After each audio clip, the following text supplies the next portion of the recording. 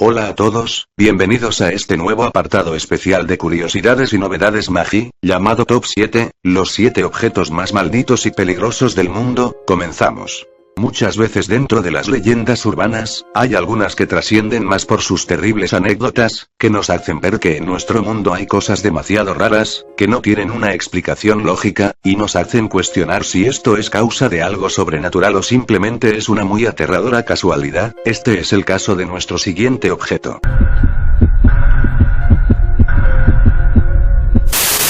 La caja Dybbuk. Este particular objeto está maldito, ya que se dice que contiene un antiguo y malévolo demonio. No se sabe cómo este ente terminó adentro de la caja. Y si te preguntas qué es una caja Dybbuk, es una vinacoteca, un pequeño armario para guardar vinos. Según la historia del objeto, se dice que la caja está habitada por un terrible espíritu maligno que es capaz de atacar y poseer a las personas. Esta caja Dybbuk en particular, se hizo famosa cuando fue incluida en eBay junto con una historia aterradora. La historia comenzó en septiembre de 2001, cuando un comprador de antigüedades y pintor, asistió a una venta en Portland, Oregón. La subasta se llevó a cabo para vender las pertenencias de una mujer de 103 años de edad, y su nieta informó al anticuario del pasado del objeto cuando se dio cuenta de que la habían comprado. La anciana había sido judía, la única de los miembros de su familia que sobrevivió en un campo de concentración nazi durante la Segunda Guerra Mundial. Cuando aquella mujer emigró a los Estados Unidos, la caja Dybbuk y otros 2 artículos eran las únicas cosas que trajo con ella. La nieta de la mujer explicó que su abuela siempre había mantenido la caja escondida, y le dijo que nunca se tenía que abrir debido a que contenía un espíritu malvado llamado Dybbuk.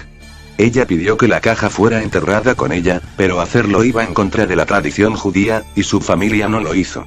El anticuario le dijo a la nieta si quería recuperar la caja por razones sentimentales, pero ella se negó e incluso se molestó, diciendo que un trato es un trato. El comerciante llevó su compra a su tienda y lo colocó en su taller en el sótano. Inmediatamente, cosas extrañas comenzaron a suceder a su alrededor. Por ejemplo, dejó a su ayudante solo el primer día de haber comprado la caja, ya que tenía que hacer compras para su negocio. Su ayudante le llamó aterrorizado pocos minutos después, dijo que las luces se habían apagado, las puertas y los portones de seguridad se habían bloqueado, y oyó sonidos escalofriantes que venían del sótano. Cuando se investigó, descubrió un terrible olor a podredumbre flotando en el aire. No obstante, al entrar al sótano se sentía un ambiente muy pesado, y cada bombilla había sido destrozada. A los pocos días, el comerciante dio la caja de vino a su madre como un regalo, y la mujer de inmediato sufrió un derrame cerebral grave. En el hospital, ella dijo, odio el regalo, mientras las lágrimas se derramaron de sus ojos sin control.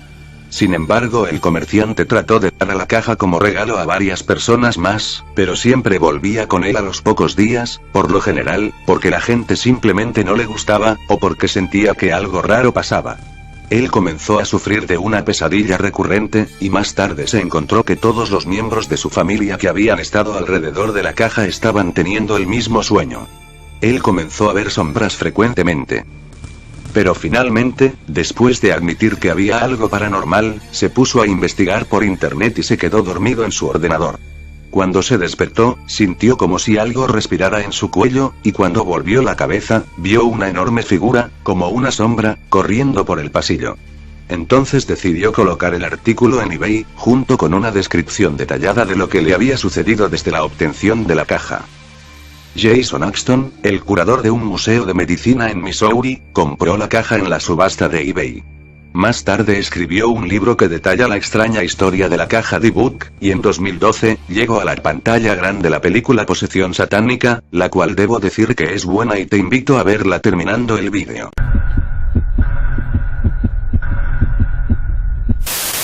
El siguiente objeto es una pintura algo extraña y la historia fue dada a conocer por Sean Robinson, de 46 años, quien reside en Lawson Street, Edimburgo, y es propietario de un inquietante cuadro llamado El Hombre Angustiado. Él cuenta que esto sucedió hace aproximadamente 6 años, cuando su familia estaba viviendo en Ellenborough, y en una ocasión la bodega familiar estaba en peligro de inundación, por lo cual esta fue limpiada, y los objetos que se encontraban ahí fueron empacados y trasladados a otro lugar. Sean se encontró con la pintura, la cual se llevó a su casa y decidió colgarla en la habitación de invitados. Fue en ese preciso momento cuando comenzaron a suceder fenómenos extraños como ruidos inexplicables, objetos que se caían sin que nadie los tocara.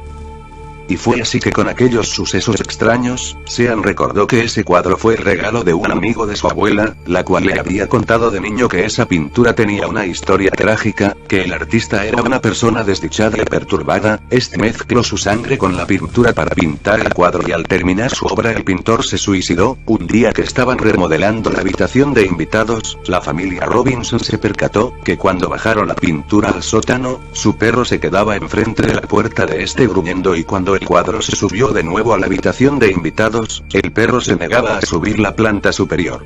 Sin embargo, con el paso de las noches, se empezaron a escuchar lloros y lamentos en la casa. Sean pensaba de que se trataban de fenómenos naturales, no obstante todo se complicó, cuando él empezó a ver la sombría figura de un hombre caminando por su casa. Poco después el resto de su familia también comenzó a ver a este ente. El propio Sean se negaba a creer en esto, sugirió que como todos en la familia conocían la historia de la pintura se sugestionaron y era producto de su imaginación.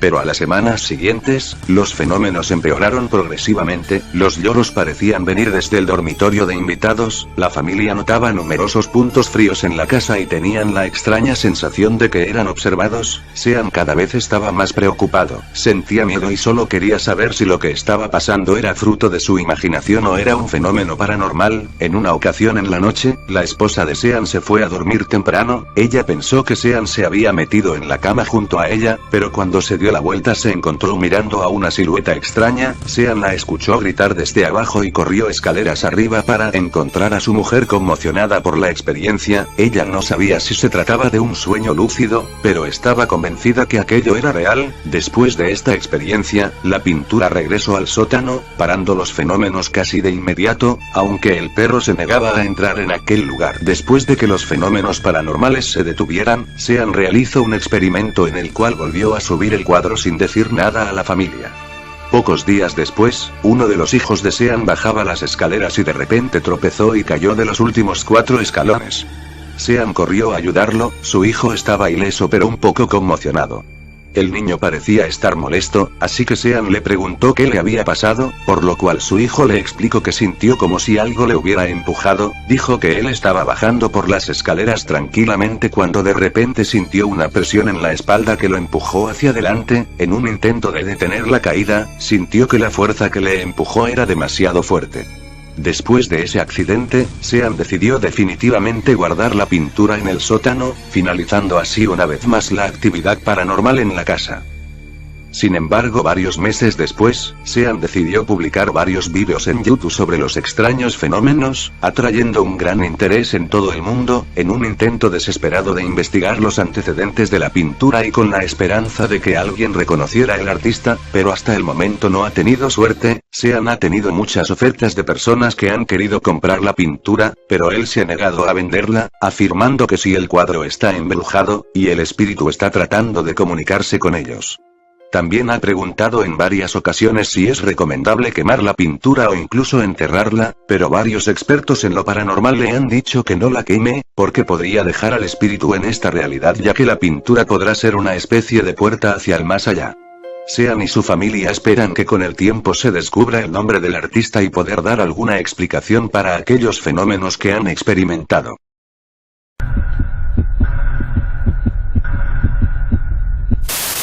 Robert, el muñeco. Desde hace algún tiempo se rumora que las películas de Chucky, el muñeco asesino, se basaron en parte en el caso real de un muñeco llamado Robert, que actualmente tiene más de 100 años.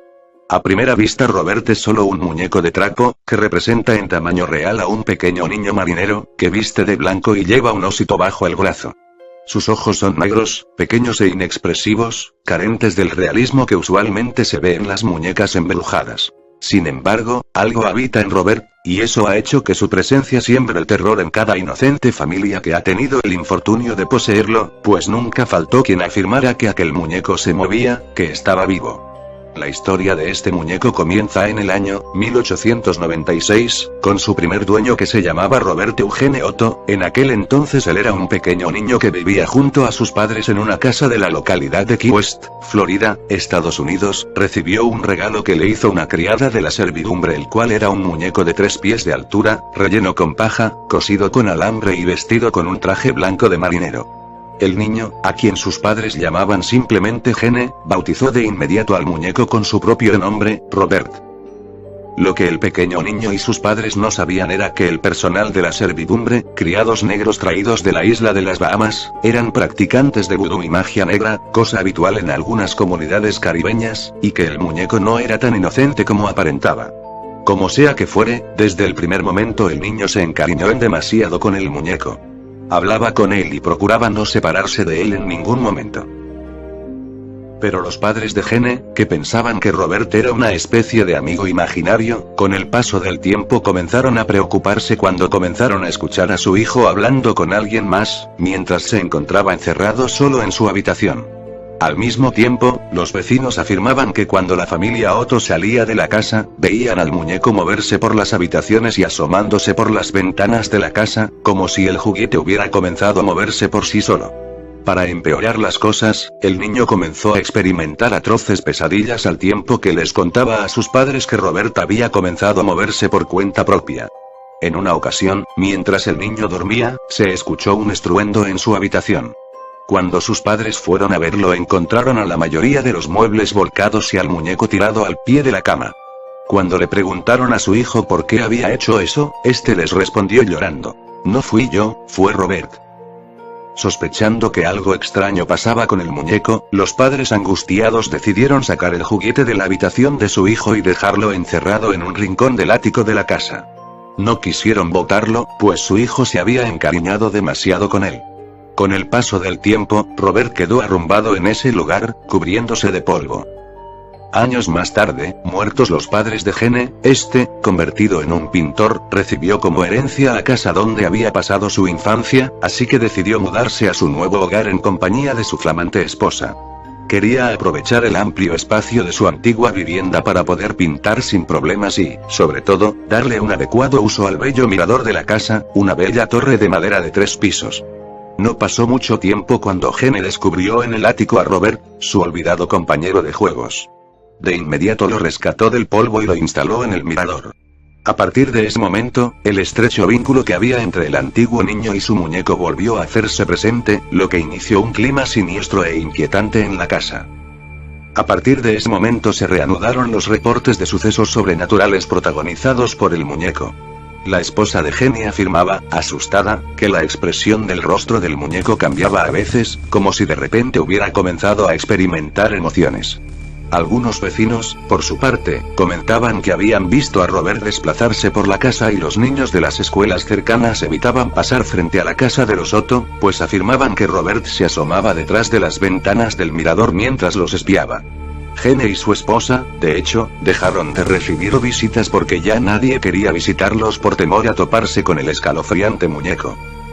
Cansado de Robert y sus travesuras, Gene decidió devolver a su viejo amigo de la infancia al ático, aunque la gente que visitaba al matrimonio afirmaba que, a veces, se escuchaban pasos en los cuartos del piso de arriba e incluso algunas inexplicables risas que se escuchaban en ciertas partes de la residencia.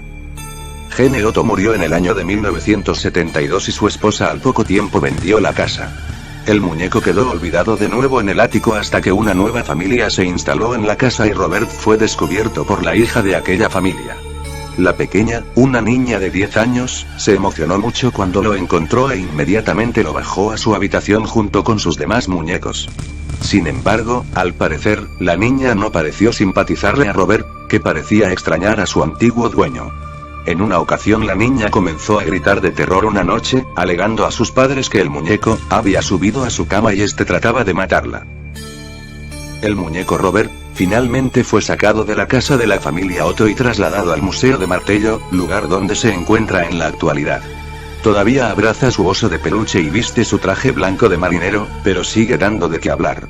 Algunos trabajadores del museo afirman que en el mes de octubre el muñeco se vuelve más activo, y por las noches se pueden oír golpeteos contra el vidrio de la recámara transparente donde se encuentra. Y no solo eso, pues a veces el muñeco aparece levemente recargado sobre la vitrina de exhibición, como si se hubiera movido por sí mismo. Lo más curioso y perturbador, es que, al fotografiar o grabar en video al muñeco, las cámaras dejan de funcionar o bien las fotos aparecen borrosas o defectuosas. Los encargados del museo y la misma leyenda que rodea al muñeco Robert afirma que los visitantes deben pedirle permiso si quieren sacarle una foto, pues de lo contrario una posible maldición podría recaer sobre estos. Se comenta que la gran cantidad de cartas y fotografías que pueden verse pegadas en las paredes del cuarto donde se encuentra Robert son solicitudes de gente que lo fotografió sin permiso y que le ruegan que les levante la maldición que parece haber caído sobre ellos.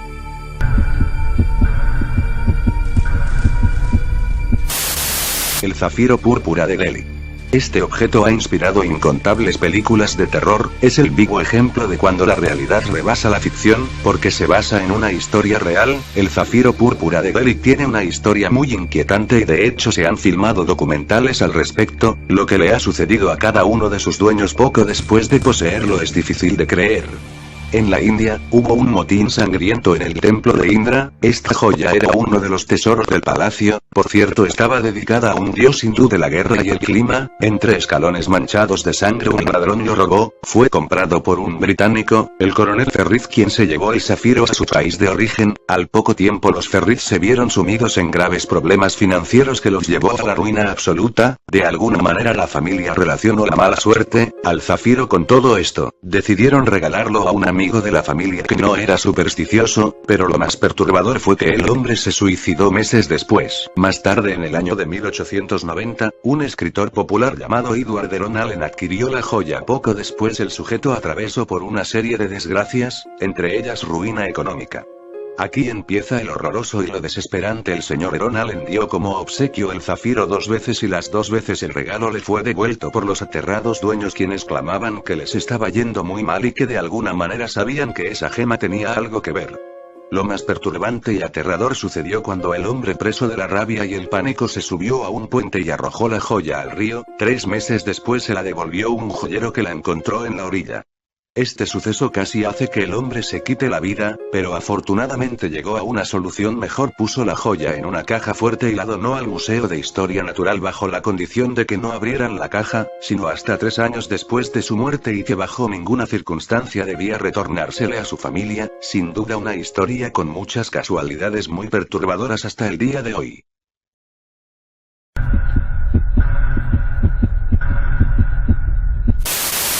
Las manos lo resisten. Nuestro siguiente artículo es una pintura que se hizo famosa en internet. Su historia empezó en el año 2000, cuando la pintura apareció en oferta en eBay. La puso a la venta una familia, la cual colocó la siguiente descripción que decía: cuando la recibimos de alguien que la había encontrado en una destilería, pensamos que era valiosa, un ejemplo del surrealismo norteamericano de los años 70. Nos preguntábamos por qué la habían abandonado, pero ahora lo sabemos. Una mañana nuestra hija de 4 años nos comentó que los niños de la pintura salían del lienzo y se peleaban. Nosotros somos personas escépticas, no creemos en cosas paranormales, pero aquello nos inquietó, por lo cual decidimos poner una cámara enfrente de la pintura por una noche. Activamos la modalidad de la cámara, para que ésta tomara fotos automáticamente, solo al detectar el movimiento. Para nuestra sorpresa descubrimos al otro día que la cámara había tomado varias fotos. Lo que vimos nos aterró. En esas fotos se veía que lo que la niña tenía en la mano cambiaba de forma y se convertía en un arma con la cual quería dañar al niño, y este parecía querer huir.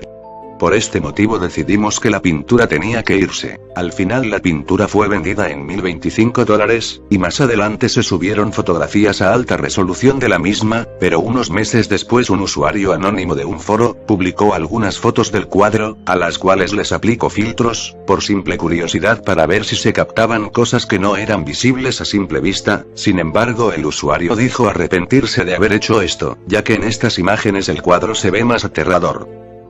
Con el paso del tiempo se supo que el cuadro fue creado por el pintor norteamericano Gill Stoneham, en el año de 1972. El artista explicó que al pintar el cuadro él se inspiró en un poema que le gustó mucho, el cual le leyó su esposa, que se llama Las manos lo resisten. Además agregó que el niño es de una fotografía de él mismo cuando tenía 5 años de edad, y su significado es que la puerta es una representación de la línea divisoria entre el mundo de vigilia y el mundo de los sueños y posibilidades, y la muñeca es una guía que acompaña al niño a través de este. Las manos representan a las diferentes posibilidades de vida del niño. No obstante, se descubrió que este cuadro tiene una historia bastante extraña. Este lienzo fue exhibido en la Galería de Arte de Bear Garden, de Beverly Hills en el año de 1973, llamó la atención de la gente. Al poco tiempo después el crítico de arte de Los Angeles Times que hizo una reseña sobre la obra, y el dueño de la Galería de Arte murieron repentinamente. Al año siguiente la obra fue comprada por un actor llamado John Marr, quien murió también al poco después de poseer esta pintura. El cuadro pasó por muchos dueños, ya que ninguno lo conservó por mucho tiempo, ya que sentían que había algo malo en el lienzo. Al final la pintura terminó en manos de la familia que la había puesto a la venta en eBay. A pesar de todo, hay quienes consideran que la pintura no tiene nada malo, que solo es casualidad y sugestión colectiva, pero otros afirman que tiene algo maligno, ya que se comenta que al mirarla fijamente causa incomodidad y miedo, e incluso hay personas que afirman haber visto aquellas manos moverse.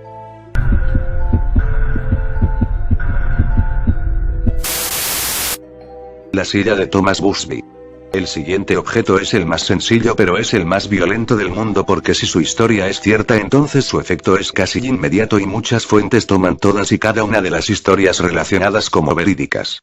En el año 1702 un asesino brutal y carnicero llamado Thomas Busby fue sentenciado a pena de muerte en la horca. Su último deseo fue una cena servida en su bar favorito. El deseo le fue concedido cuando los guardias le hicieron levantarse de su silla al terminar de comer. Aquel hombre exclamó: "Que la muerte llegue a cualquiera que se atreva a sentarse en mi silla".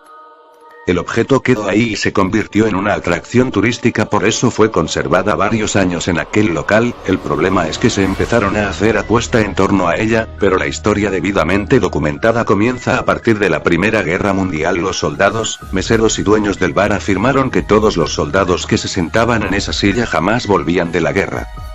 Más tarde, en el año de 1967, un piloto de la Fuerza Aérea Real de Inglaterra sufrió un accidente de aviación, que reclamó su vida tan solo horas después de haber almorzado usando esa silla.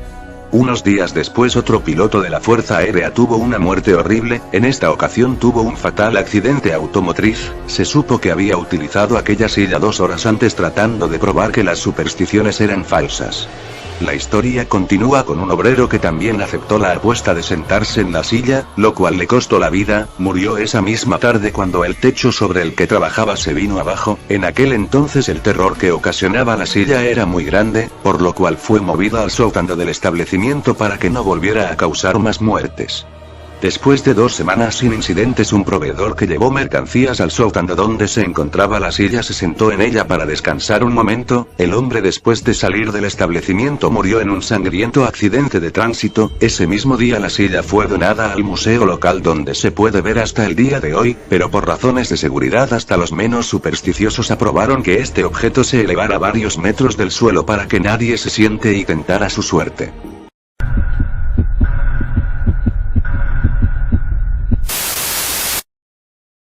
Annabelle fue una de las películas de terror más publicitadas y famosas del 2014 por ser una precuela de la película del Conjuro. Pero ¿qué pensarías si te digo que la historia de la película no tiene nada que ver con la verdadera historia de la muñeca? Incluso la historia real es mucho más aterradora que la que viste en el cine.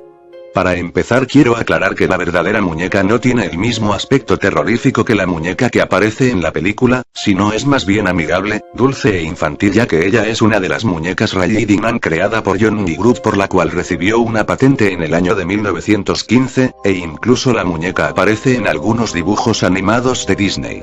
La verdadera historia de Annabelle comienza en el año de 1970, cuando una mujer llegó a una tienda de antigüedades para comprar un regalo de cumpleaños para su hija Donna. Donna vivía en Connecticut, donde estaba a punto de terminar sus estudios en enfermería. Ella vivía en un departamento con su amiga Angie. Donna, muy contenta por el regalo, decide colocar a la muñeca sobre su cama para recordar a su madre. Al pasar los días, ella comenzó a notar cambios en la posición de la muñeca diferentes a la que la había dejado. En una ocasión encontró a la muñeca de costado, pensó que la había podido mover el viento, pero a los días siguientes la encontró en posiciones más extrañas, como con las piernas y brazos cruzados. Al no poder encontrar explicación a estos cambios, pensó que se trataba de la broma de alguien. Donna cada mañana dejaba la muñeca sobre su cama y al regresar de la escuela la encontraba en una posición diferente. Para comprobar que aquella muñeca se estaba moviendo, decidió dejarla con las piernas y brazos cruzados, pero al regresar los brazos y piernas se encontraban descendidos. Poco a poco los movimientos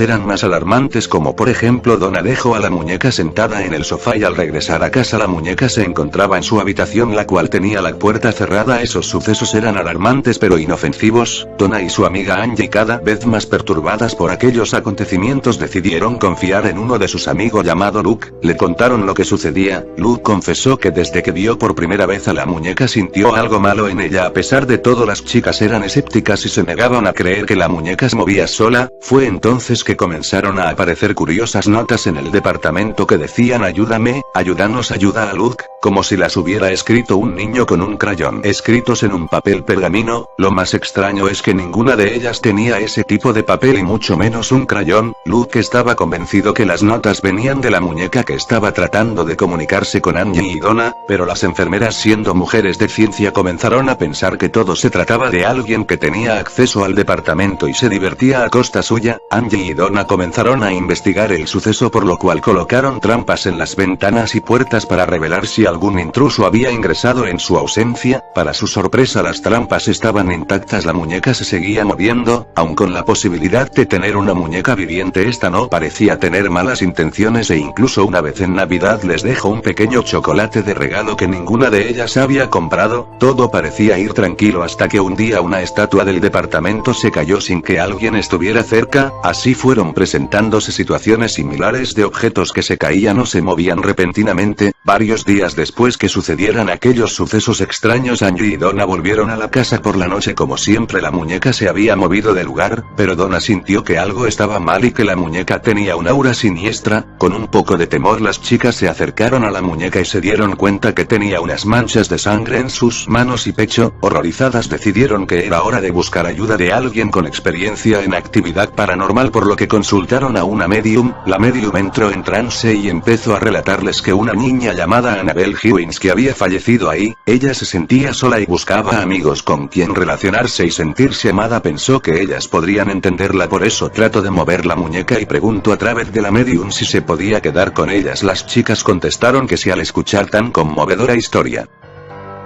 Sin imaginar que lo que sucedería más adelante, comenzaron a llamar a la muñeca Annabelle, y la trataron como una persona. Su amigo Luke les dijo que la muñeca parecía algo peligrosa y les pidió que se deshacieran de ella, pero las chicas se negaron, pensando que sería igual de cruel como deshacerse de un niño, y la conservaron. Esta intromisión de Luke no parece haberle gustado a la muñeca, por lo que más adelante ocurrirían extrañas situaciones. Una noche Luke despertó de una pesadilla recurrente, totalmente asustado. Es como si estuviese despierto pero no podía moverse. Miró alrededor de la habitación y no encontró nada, pero cuando miró a sus pies, la miró ahí, miró a la muñeca. Otra noche se encontraban Luke y Angie solos en la sala a las 11 de la noche, cuando un sonido extraño provino de otra habitación. Luke, algo temeroso, fue a revisar con la idea de que alguien podría haber entrado, pero al revisar no se encontraba nadie, solo la muñeca que parecía haber sido arrojada a una esquina. Luego Luke sintió que alguien lo observaba, pero atrás no había nadie. Sintió un fuerte dolor en el pecho y al revisar tenía 7 marcas como rasguños, 4 horizontales y 3 verticales. Lo curioso es que las marcas que parecían cortadas profundas se desvanecieron repentinamente. Les quedó claro que esto no era el espíritu de una niña solitaria, así que decidieron ponerse en contacto con el padre Givan. Él entendió la gravedad del asunto y mediante el padre Coop,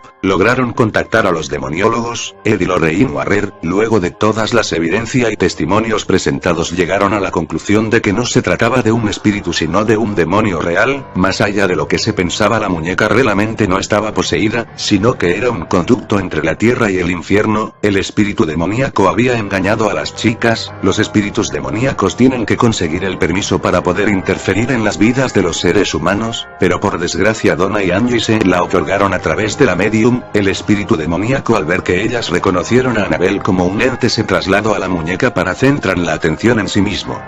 Los Warren mencionaron que tras el ataque de Luke el propósito del demonio era una posesión humana completa seguido por un casi inevitable asesinato. Aclararon que los espíritus no poseen a las cosas sino a las personas. Este demonio se mudó a la muñeca para darle la ilusión de estar viva, y que era una niña pequeña. El ataque hacia Luke sucedió porque él no creyó la farsa y era una amenaza. Los Warren decidieron hacer un exorcismo para desterrar al demonio de la muñeca. Luego de realizarlo, el padre Cook hizo una bendición en Donna, Angie y a los Warren. Ed y Lorraine se llevaron a la muñeca. Ed tomó la precaución de ir por carreteras secundarias porque la muñeca causaba problemas en los frenos y dirección, por lo cual en más de una ocasión estuvieron a punto de chocar. Para remediar esto, Ed arrojó agua bendita sobre la muñeca y a partir de ese momento se detuvo la actividad paranormal. En la casa de los Warren la actividad paranormal se hizo presente. La muñeca levitaba y se movía por las habitaciones de la casa, por lo cual los Warren decidieron llamar al padre Bradford para que éste hiciera frente al demonio que poseía a la muñeca, pero este se burló de ella al verla y decir que no podía hacer daño a nadie. Pero de regreso a casa, el padre Bradford sufrió un terrible accidente del cual apenas sobrevivió. Los Warren decidieron encerrar a la muñeca en una urna la cual está bendita y en la cual se encuentra junto con otros objetos supuestamente malditos, que es una aterradora colección llamada Museo Oculto. Annabelle, ahora encerrada, parece incapaz de moverse, pero eso no significa que sus nefastos poderes hayan disminuido. El caso más alarmante asociado a la muñeca sucedió cuando una pareja de jóvenes estaban de gira por el museo con Ed Warren como guía. Después de que él había explicado la historia de la muñeca, el chico, escéptico y lleno de arrogancia, golpeó el cristal y desafió a la muñeca que se levante y lo rasgue. De acuerdo a la novia del chico, al salir del museo se reían de las historias que rodeaban a la muñeca, las cuales les parecían tontas, cuando de repente su novio perdió el control de la motocicleta, por lo cual se estrelló contra un árbol. Él murió al instante y la chica pasó más de un año hospitalizada. Como ves, la realidad puede ser más perturbadora y aterradora que la ficción. Sin embargo, Ed y Lorraine Warren fueron realmente dos investigadores paranormales en la vida real que dedicaron su vida a combatir aterradoras situaciones que ameritaban una explicación más allá de lo normal. Personas poseídas, asesinatos liderados por demonios, objetos con fuerzas malévolas y casas embrujadas son algunos de los temas más comunes en los archivos de esta pareja. Sinceramente es muy interesante la vida e investigaciones de los Warren, por lo cual he decidido hacer más adelante un top 7 de los casos más aterradores de estos investigadores. Si te gustó, comparte, comenta y dale like al video, y muchas gracias por verlo. Te invito a suscribirte a mi canal, en el cual también tengo otro apartado especial, que es una recopilación de las mejores historias de terror. Adiós y hasta el próximo video.